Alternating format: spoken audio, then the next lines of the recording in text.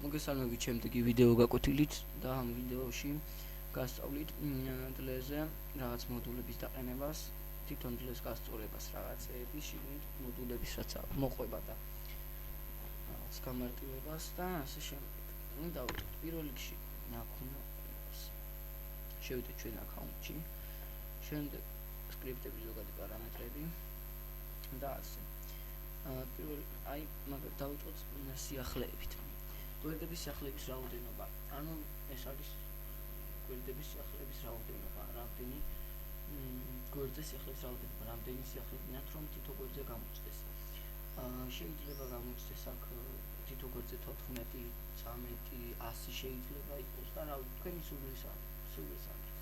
რასაც ჩაწერთ აქ, აუცილებლად ჩაწერეთ რაღაც. ეს არის სიახლეების ან როდესაც სიახლეები იდება ერთნაირად. მაგალითად თქვენ დაამატეთ სტატია რაღაც საიტიდან იგივე დაამატმა ერთმა ადამიანმა. ეს შეიძლება ანუ სიახლეების რაოდენობა, ერთნაირი სიახლეების რაოდენობა. აქ შეიძლება მოვნიშნოთ 5, შეიძლება 2, სტანდარტი არის 5, რომ არ გადაიჭიროს ძალიან ერთნაირი სიახლეებით. საიტი. აქ ყველაფერი დანარჩენი გასწორებული იქნება, აქ ტაქსირდებათ არაფერი. კომენტარები. ახლა კომენტარის სორტირების წესი, ზედადობის მიხედვით, კლებადობის მიხედვით. ასევე გვერდზე კომენტარების რაოდენობა. შეიძლება იყოს 30, შეიძლება იყოს 10 და ასე შემდეგ. თქვენ სულისამებრ დააყენეთ. აქ დანარჩენი ხა ისეთი არაფერი. მომხმარებლის პარამეტრები. ძირითადი ჯგუფი.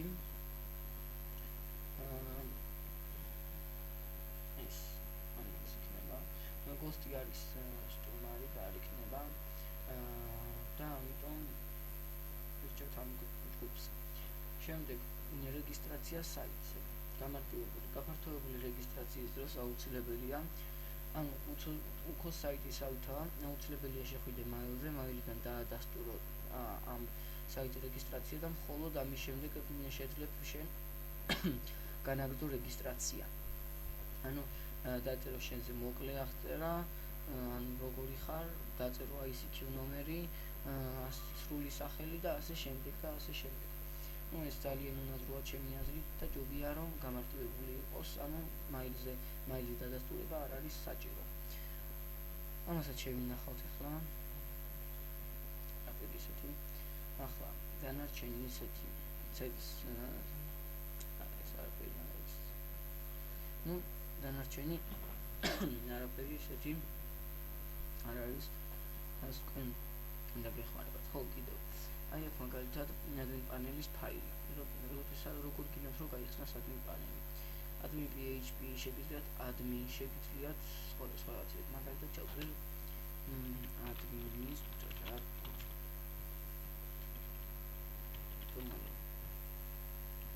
შენახო. ახლა გავუძოთ admin PHP. ვერ შემოვიდა administrator.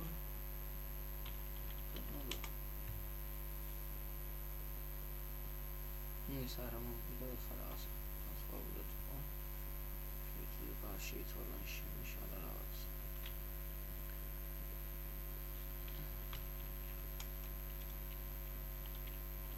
admin PHP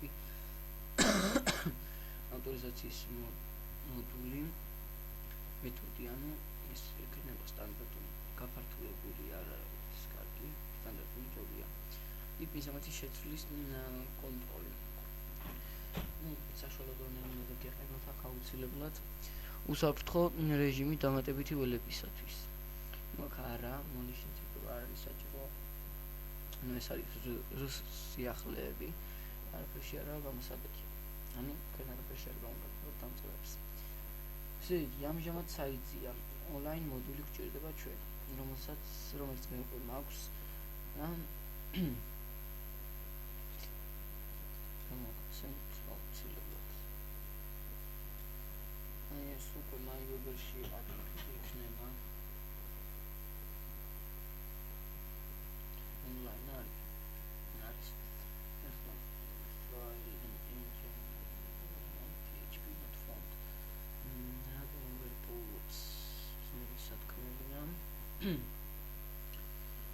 მაგრამ ამის ვიზავთ ახლა.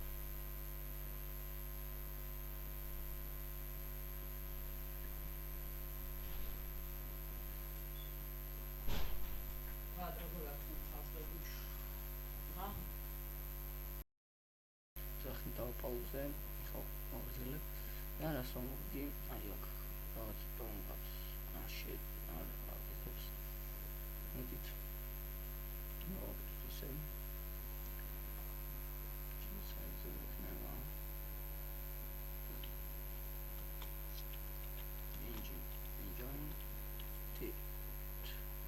ისე ნახოს მოდულსთან. online desktopზე.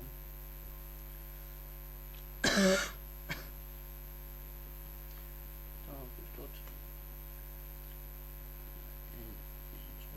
მოდულში.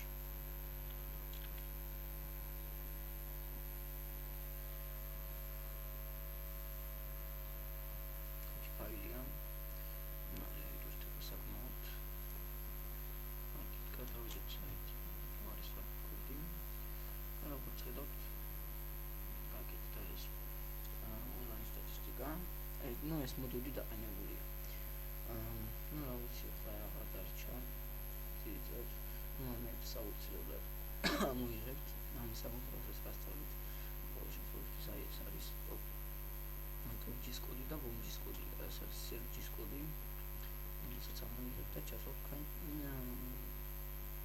საფრთხეებს.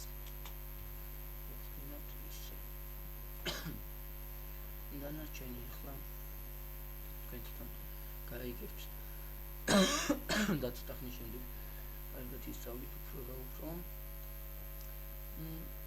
ძირითადი ნაწილი მე ამ ვიდეოში აგიხსენით ახლა და წარმატებებს გისურვებთ და